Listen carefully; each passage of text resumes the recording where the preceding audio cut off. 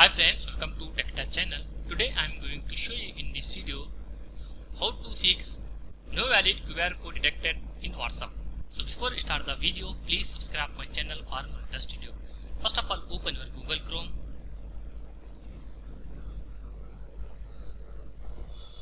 Click on three dot top right side corner. Click on settings. Click on privacy and security. Then select here clear browsing data. In this you select all time, then click on clear data. After doing this, check your WhatsApp up to date or not.